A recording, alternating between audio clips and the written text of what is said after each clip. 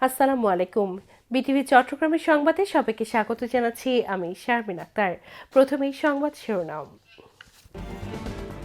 বিএনপির বিজয় মানে জনগণের বিজয়। এবার দেশ গড়ার পালা, কোনো রকম অন্যায় কিংবা বেআইনি কর্মকাণ্ড বরদাস্ত করা হবে না, বললেন তারেক রহমান।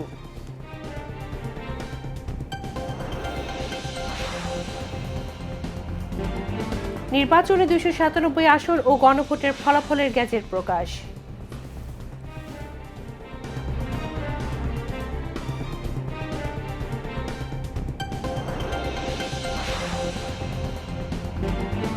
বাংলাদেশের নাগরিকরা আর পুরনো ব্যবস্থায় ফিরে যেতে চান না, তারা চান পরিবর্তন ও রাষ্ট্র ব্যবস্থার সংস্কার। ব্রিফিংয়ে ডক্টর আলী রিয়াজ।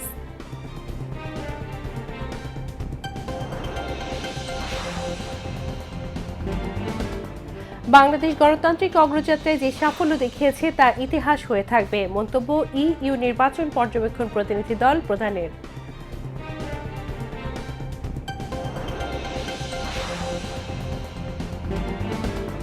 নিত্য প্রয়োজনীয় ভোগ্যপণ্যের দাম যেন সাধারণ মানুষের নাগালে থাকে, নতুন সরকারের কাছে এমনটাই প্রত্যাশা চট্টগ্রামবাসীর।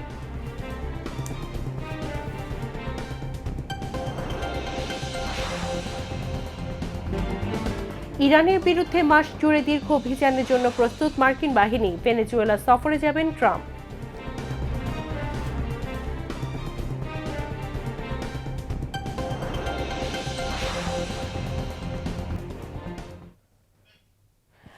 এতক্ষণ সংবাদ শিরোনাম শুনলেন, এবার বিস্তারিত। বিএনপি চেয়ারম্যান তারেক রহমান বলেছেন, বিএনপির বিজয় বাংলাদেশের জনগণের বিজয়। গণতান্ত্রিক দেশে সবাই এখন মুক্ত। বিকেলে রাজধানীতে হোটেল ইন্টারকন্টিনেন্টালে নির্বাচন পরবর্তী সংবাদ সম্মেলনে একথা বলেন তিনি। সংবাদ সম্মেলনে তারেক রহমান নির্বাচনে অংশ নেওয়া সব দলকে অভিনন্দন জানিয়ে বিরোধী দলের কাছে দায়িত্বশীল আচরণ প্রত্যাশা করেন। তিনি বলেন, গণতান্ত্রিক পথে যাত্রা শুরু করেছে বাংলাদেশ। জাতীয় ঐক্য আমাদের শক্তি, বিভাজন দুর্বলতা। ভেঙে পড়া আইনশৃঙ্খলা পরিস্থিতি উন্নীত করা হবে। তারেক রহমান বলেন, জনগণের জীবনমান উন্নয়নের জন্য ঐক্যবদ্ধভাবে কাজ করবে বিএনপি। দেশ পুনর্গঠনের যাত্রায় সবাইকে দায়িত্বশীল হতে হবে। মোকাবেলা করে আমরা দেশের গণতন্ত্র প্রতিষ্ঠার পথ সুগম করেছে। ফ্যাসিবাদের রেখে যাওয়া ভঙ্গুর অর্থনীতি, অকার্যকর করে দেওয়া সাংবিধানিক এবং বিধিবদ্ধ প্রতিষ্ঠান এবং দুর্বল আইনশৃঙ্খলা পরিস্থিতি, এমন একটি পরিস্থিতির মধ্যে দিয়ে আমরা যাত্রা শুরু করতে যাচ্ছি। আপনাদের স্বতঃস্ফূর্ত অংশগ্রহণের 1.5 দশকেরও বেশি সময় পর দেশে পুনরায় জনগণের সরাসরি ভোটে জনগণের কাছে জবাবদিহিমূলক সংসদ এবং সরকার প্রতিষ্ঠিত হতে যাচ্ছে। আর কোনো অপশক্তি যাতে দেশে ফ্যাসিবাদ কায়েম করতে না পারে, দেশকে তাবেদার রাষ্ট্রে পরিণত করতে না পারে, এজন্য আমরা সকলে ইনশাআল্লাহ ঐক্যবদ্ধ থাকব এবং থাকতে হবে। আমাদের পথ এবং মত ভিন্ন থাকতে পারে, কিন্তু দেশের সাথে আমরা সবাই এক। আমি বিশ্বাস করি জাতীয় ঐক্য আমাদের শক্তি, বিভাজন আমাদের দুর্বলতা। জনগণ বিএনপির প্রতি যে বিশ্বাস এবং ভালোবাসা দেখিয়েছেন, এবার জনগণের জীবন মান উন্নয়নের জন্য নিরলস কাজের মাধ্যমে জনগণের এই বিশ্বাস এবং ভালোবাসার প্রতিদান দিতে আমাদেরকে ঐক্যবদ্ধভাবে কাজ করতে হবে। দেশ পুনর্গঠনের এই যাত্রায় আপনি, আমি, আমাদের প্রত্যেককে দায়িত্বশীল ভূমিকা পালন করতে হবে। অবশ্যই আমরা গণতন্ত্র এবং মানুষের অধিকার প্রতিষ্ঠার এই বিজয়কে শান্তভাবে, শান্তির সাথে, দায়িত্বশীলতার মাধ্যমে উদযাপন করেছি। ত্রয়োদশ জাতীয় সংসদ নির্বাচনে 297 আসনে বিজয়ীদের ফলাফলের আনুষ্ঠানিক গেজেট প্রকাশ করেছে নির্বাচন কমিশন ইসি। প্রধান নির্বাচন কমিশনার এএমএম নাসির উদ্দিনের নেতৃত্বে কমিশন অনুমোদন দেওয়ার পর শুক্রবার রাতে ইসি সচিব আখতার আহমেদের সই করা গেজেট প্রকাশ হয়। 299 আসনে নির্বাচন অনুষ্ঠিত হলেও গেজেট হয়েছে 297 আসনের। আদালতের নির্দেশনা অনুযায়ী চট্টগ্রামের 2টি আসনের ফলাফল পরে দেওয়া হবে। এছাড়া জামায়াতে প্রার্থীর মৃত্যুতে শেরপুর 3 আসনে নির্বাচন স্থগিত রয়েছে। এদিকে গেজেট প্রকাশ হওয়ার দ্রুতই নবনির্বাচিত সংসদ সদস্যদের শপথ পড়ানোর উদ্যোগ নেবে সরকার। দায়িত্বশীল ভূমিকা পালন করে নির্বাচনকে উৎসবমুখর ও শান্তিপূর্ণ করে তোলায় গুরুত্বপূর্ণ অবদান রাখার জন্য তারেক রহমান, ডাক্তার শফিকুর রহমান এবং নাহিদ ইসলামের প্রতি অভিনন্দন, ধন্যবাদ ও কৃতজ্ঞতা জানিয়েছেন অন্তর্বর্তীকালীন সরকারের প্রধান উপদেষ্টা প্রফেসর মোহাম্মদ ইউনূস। আজ পৃথক টেলিফোন আলাপে তিনি বাংলাদেশ জাতীয়তাবাদী দল বিএনপি, বাংলাদেশ জামায়াতে ইসলামী এবং জাতীয় নাগরিক পার্টি এনসিপির এই নেতাদের সঙ্গে কথা বলেন। আলাপকালে প্রধান উপদেষ্টা বলেন, রাজনৈতিক দলগুলোর পরিমিতি, সংযম ও দায়িত্বশীল আচরণের ফলে নির্বাচন ঘিরে সারা দেশে একটি উৎসবমুখর ও শান্তিপূর্ণ পরিবেশ বজায় রাখা সম্ভব হয়েছে। প্রথমে প্রধান উপদেষ্টা তারেক রহমানের সঙ্গে আলাপ করেন এবং তার দলের বিপুল সংখ্যাগরিষ্ঠতা নিয়ে বিজয়ের জন্য অভিনন্দন জানান। পরে শফিকুর রহমান ও নাহিদ ইসলামকে সাফল্যের জন্য এবং নির্বাচন পরবর্তী দায়িত্বশীল ভূমিকা পালনের জন্য প্রধান উপদেষ্টা ধন্যবাদ জানান। তিনি আশা প্রকাশ করেন, গণতান্ত্রিক ধারা অব্যাহত রাখতে ভবিষ্যতেও রাজনৈতিক দলগুলো একইভাবে সহযোগিতাপূর্ণ ও ইতিবাচক ভূমিকা পালন করবে। দেশের জনগণের প্রত্যাশা পূরণে সকলকে ঐক্যবদ্ধভাবে কাজ করার আহ্বানও জানান তিনি। গণভোটে জনগণ স্পষ্টভাবে সংবিধান সংস্কারের পক্ষে রায় দিয়েছে বলে মন্তব্য করেছেন প্রধান উপদেষ্টার বিশেষ সহকারী ডক্টর আলী রিয়াজ। তিনি আজ রাজধানীর ফরেন সার্ভিস একাডেমিতে আয়োজিত সংবাদ সম্মেলনে এই মন্তব্য করেন।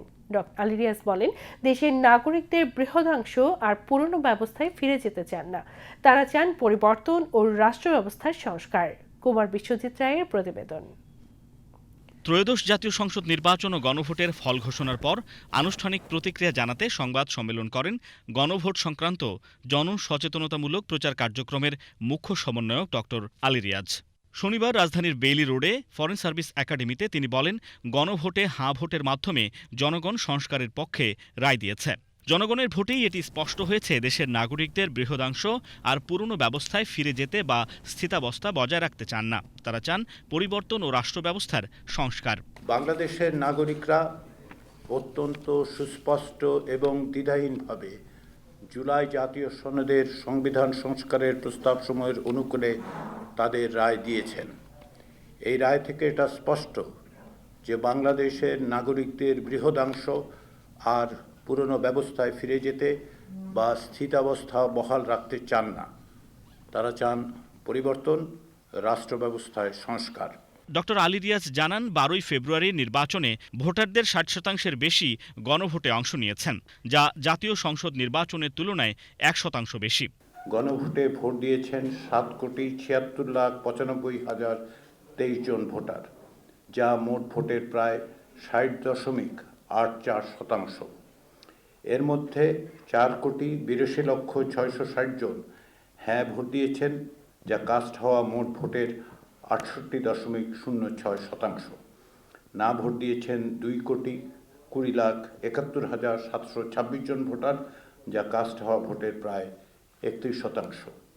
লক্ষণীয় যে ভোটারদের 60%-এরও বেশি গণভোটে অংশ নিয়েছেন এবং তা জাতীয় সংসদের নির্বাচনের চেয়েও 1% বেশি। ডক্টর আলী রিয়াজ বলেন, গণভোটে দেয়া জনরায়কে কেবল সংখ্যার বিচারে দেখার সুযোগ নেই। এটি 2024 সালে আগস্টের গণ অভ্যুত্থানে আত্মদানকারী ও আহতদের প্রতি জনগণের দায়বদ্ধতার বহিঃপ্রকাশ। গণভোটে দেয়া জনগণের রায়কে কেবল সংখ্যার বিবেচনায় দেখলেই হবে না। জনগণের এই রায় হচ্ছে 2024 সালের জুলাই আগস্টের গণ অভ্যুত্থানে যারা প্রাণ দিয়েছেন, যারা আহত হয়েছেন, যারা অকুত ভয়ে লড়াই করেছেন, তারা আমাদের ওপর যে দায়িত্ব অর্পণ করেছেন তার স্বীকৃতি। তাদের দেয়া দায়িত্ব পালনের জন্য জনগণের অঙ্গীকার। গণভোটের প্রচার ও জনসচেতনতা তৈরির কাজে আমরা সমাজের বিভিন্ন স্তরের মানুষের কাছ থেকে যে সহযোগিতা ও সমর্থন পেয়েছি, তার জন্য আমরা আন্তরিকভাবে কৃতজ্ঞ। আমি বিশেষ করে উল্লেখ করতে চাই জুলাই শহীদদের পরিবার, জুলাই যোদ্ধা, জুলাই রাজবন্দী, বৈষম্য বিরোধী ছাত্র আন্দোলন, সুশাসনের জন্য নাগরিক সুজন, চাকুরিতে বয়সসীমা বৃদ্ধি, সাধারণ শিক্ষার্থীদের কথা।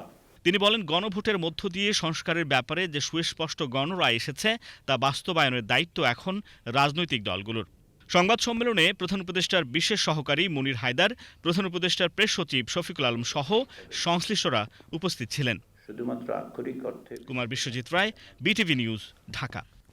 রাজধানীর ফরেন সার্ভিস একাডেমিতে সাংবাদিকদের ব্রিফিংয়ে প্রধান উপদেষ্টা প্রেস সচিব শফিকুল আলম জানান, দ্রুততম সময়ের মধ্যে নবনির্বাচিত সংসদ সদস্যদের শপথ গ্রহণ অনুষ্ঠিত হবে।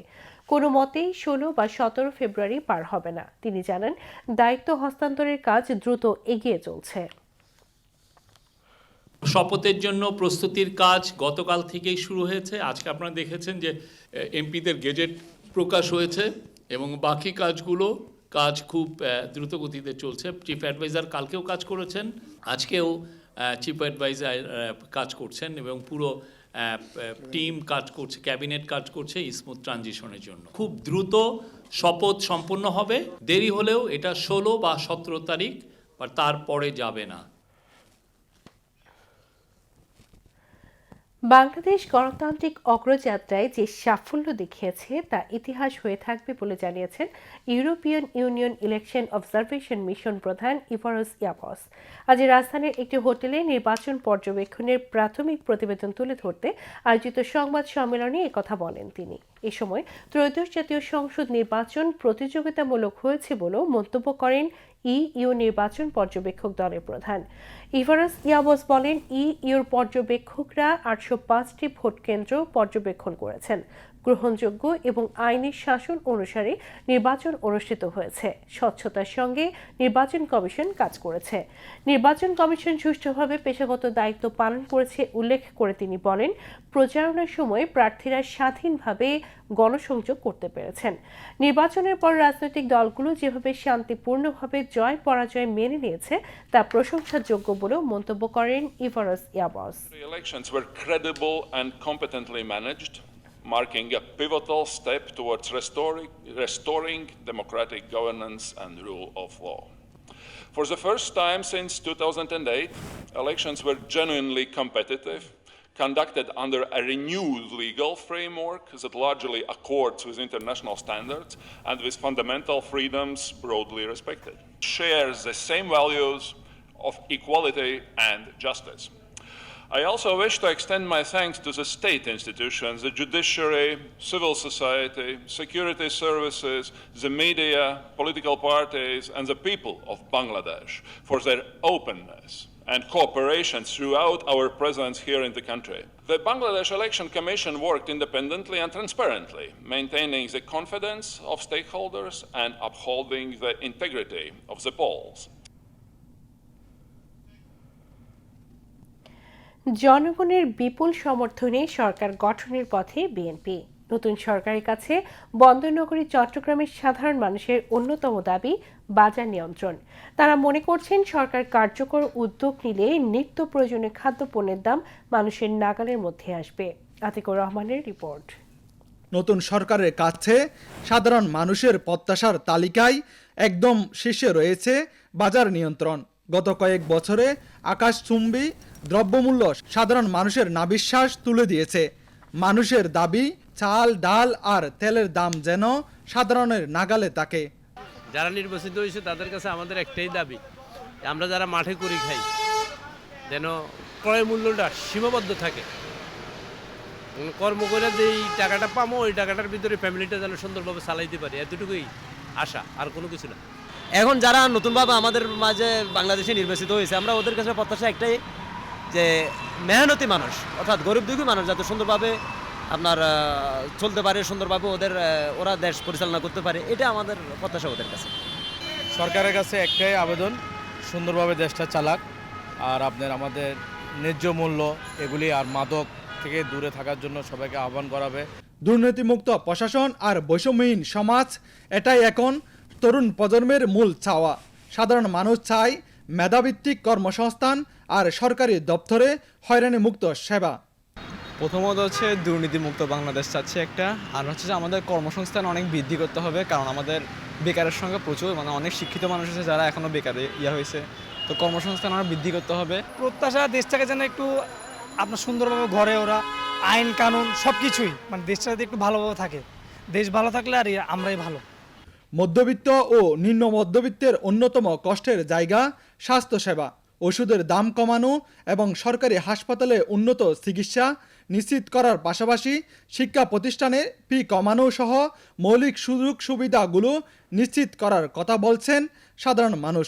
স্কুলে যে ভর্তি প্রতি বছর বাচ্চাদেরকে ভর্তির বিষয়টা এটা যেন কনসিডার করা হয়। একবার ভর্তি হলেই যেন সে ক্লাস 1 থেকে 5 থেকে এসএসসি পর্যন্ত সে যেন প্রতি বছর ভর্তি হতে না হয়, এই বিষয়টা দেখা উচিত। নির্বাচিত যে হয়ে আসুক, আমরা চাই শান্তি। আমরা খেটে খাওয়া মানুষ, রোডে ঘাটে চলাফেরা করতে পারি, এটাই চাই আমরা। আমি হিন্দু, মুসলিম, বৌদ্ধ, খ্রিস্টান এটা বুঝি না। আমি বুঝি আমরা রক্তে গড়া মানুষ, দেশকে কিভাবে এগিয়ে নিয়ে যায় এটার জন্য আমরা সবাই একসাথে কাজ করব। সরকারের সদিচ্ছায় সাধারণ মানুষের এই প্রত্যাশাগুলো রূপদান করে জনজীবনে স্বস্তি ফিরবে এমনটা ভাবছেন সাধারণ নাগরিকরা। আতিকুর রহমান, বাংলাদেশ টেলিভিশন, চট্টগ্রাম। এবারে যাচ্ছি আন্তর্জাতিক সংবাদে।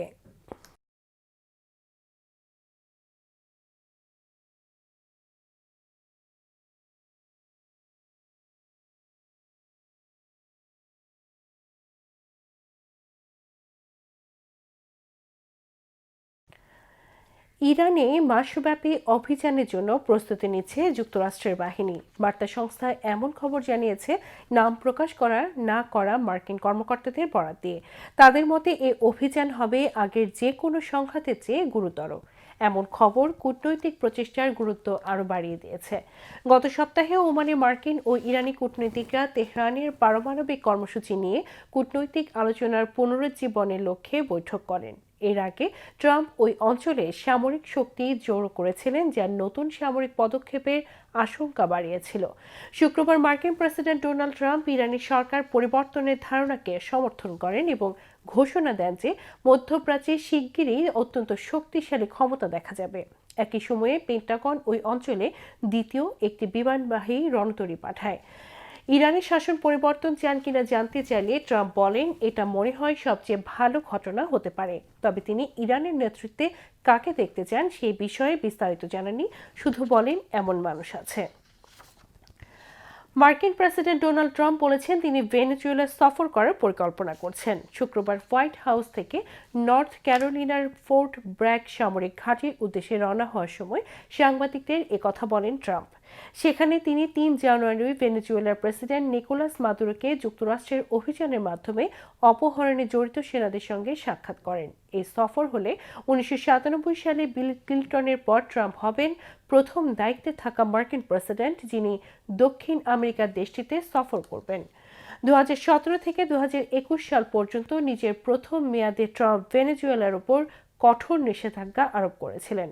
এই সপ্তাহের শুরুতে মার্কিন জ্বালানি সচিব ক্রিস রাইট ট্রাম্প প্রশাসনের প্রথম মন্ত্রিসভার সদস্য হিসেবে ভেনেজুয়েলা সফর করেন এবং মাদুরোর স্থলাভিষিক্ত ডেলসি রদ্রিগেজের নেতৃত্বাধীন সরকারের সঙ্গে সাক্ষাৎ করেন।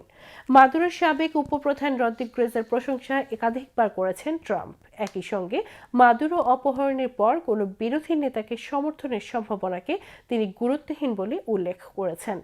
শুক্রবার ট্রাম্প আরও বলেন, তারা দারুণ কাজ করেছে, তেল উৎপাদন হচ্ছে এবং প্রচুর অর্থ পরিশোধ করা হচ্ছে। তিনি বলেন তেল উৎপাদন বাড়ছে এবং যুক্তরাষ্ট্র ভেনেজুয়েলার অপরিশোধিত তেল পরিশোধন করছে। তিনি দুই দেশের সম্পর্ককে শক্তিশালী বলে বর্ণনা করেন। আবারও ফিরছি দেশের খবরে। শীতের ধূসরতা পেরিয়ে রঙিন দিনের আহ্বান, প্রকৃতি জানান দেয় আবারও এসেছে ঋতুরাজ বসন্ত। কোকিলের কুহুতান, ফুলের সমারোহ আর বাঙ্গারিয়ানার উৎসবে মুখর চারিদিক। তবে জলবায়ু পরিবর্তনে সেই চিরচেনা বসন্ত আজ কিছুটা হলেও অনিয়মিত। পহেলা বসন্তের আগমনী ও মানুষের ভাবনায় প্রকৃতির এই আয়োজন নিয়ে আলাউদ্দিন মজুমদারের রিপোর্ট।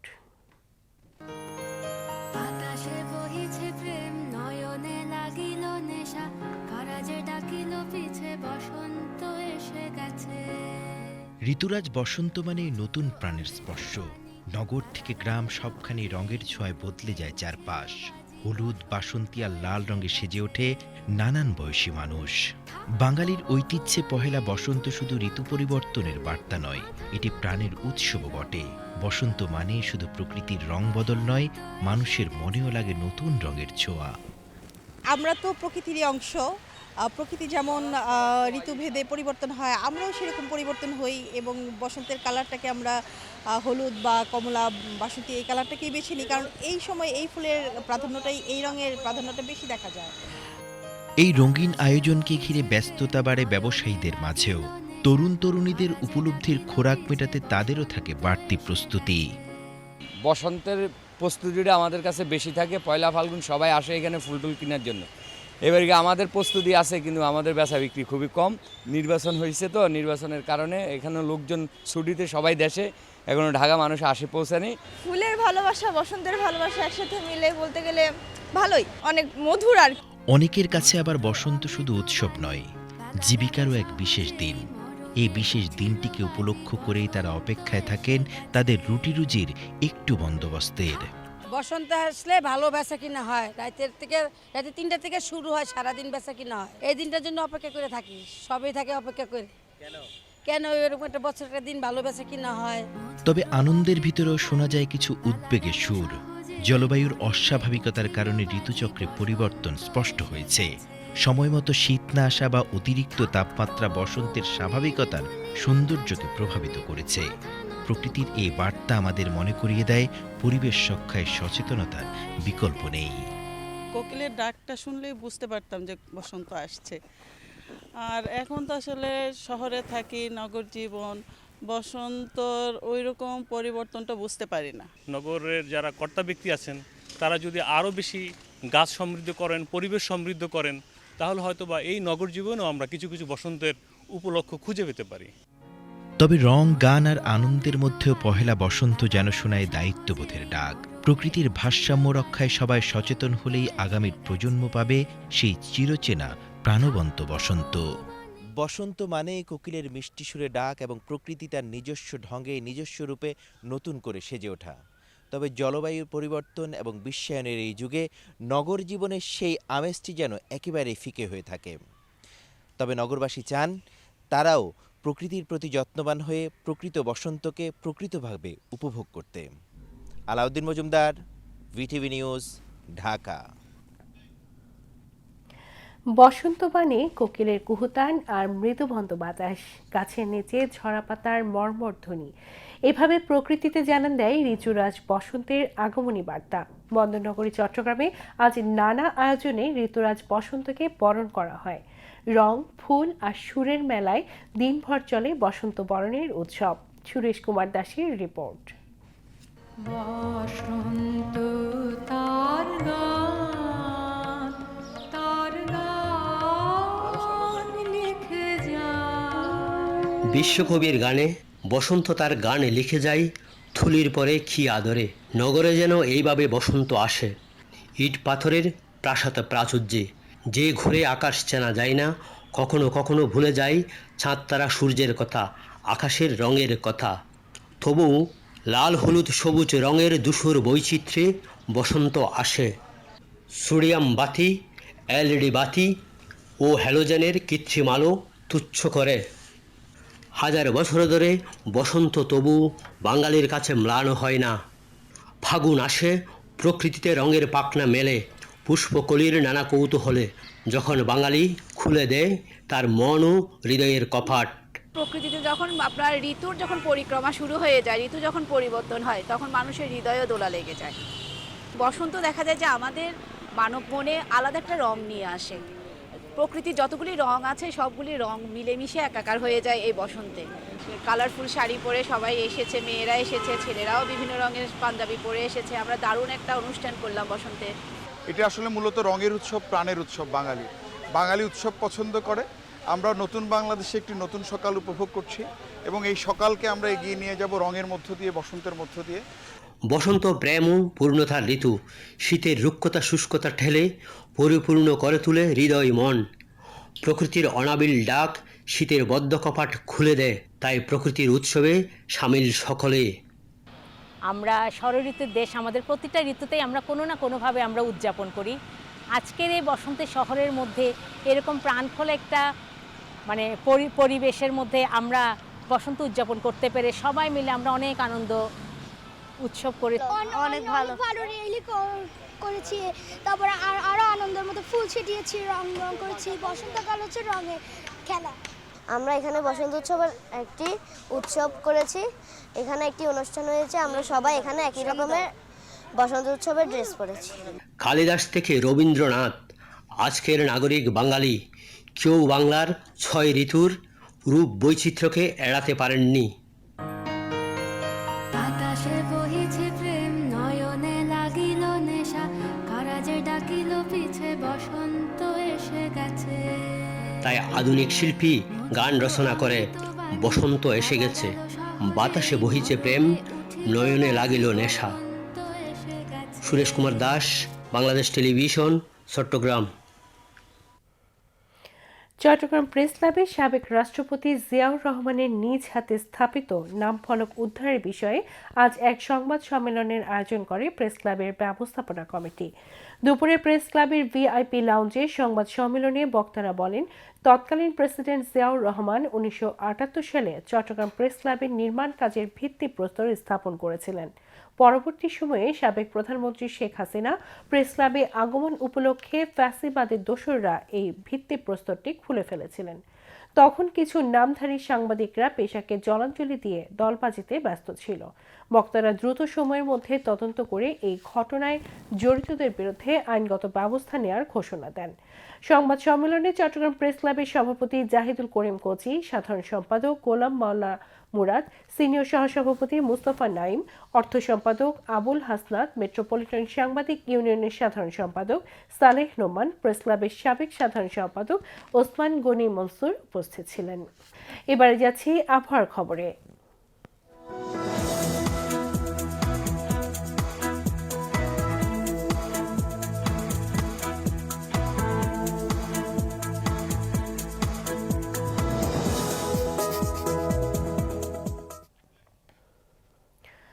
পতেঙ্গা আবহাওয়া অফিস জানিয়েছে, আগামীকাল সন্ধ্যা 6টা পর্যন্ত চট্টগ্রাম এবং পার্শ্ববর্তী এলাকায় আকাশ অস্থায়ীভাবে আংশিক মেঘলা সহ আবহাওয়া শুষ্ক থাকতে পারে। সেই সাথে শেষ রাত থেকে সকাল পর্যন্ত নদী অববাহিকা ও তৎসংলগ্ন এলাকায় হালকা থেকে মাঝারি ধরনের কুয়াশা পড়তে পারে। রাত ও দিনের তাপমাত্রা প্রায় অপরিবর্তিত থাকতে পারে। পরবর্তী 24 ঘন্টায় আবহাওয়ার সামান্য পরিবর্তনের সম্ভাবনা রয়েছে। নগরীতে আজ সর্বোচ্চ তাপমাত্রা ছিল 29.7 ডিগ্রি সেলসিয়াস, 1.7 ডিগ্রি বেশি, এবং সর্বনিম্ন তাপমাত্রা ছিল 16.3 ডিগ্রি সেলসিয়াস, যা স্বাভাবিকের চেয়ে 0.1 ডিগ্রি বেশি। আগামীকাল চট্টগ্রামের সূর্যোদয় 6টা24 এবং সূর্যাস্ত 5টা49। এবার জানিয়ে দিচ্ছি কর্ণফুলী নদীতে আগামীকালের জোয়ার ভাটার সময়সূচি। জোয়ার শুরু হবে সকাল 6টা30, ভাটা দুপুর 12টা26 এবং পরবর্তী জোয়ার শুরু হবে সন্ধ্যা 6টা28।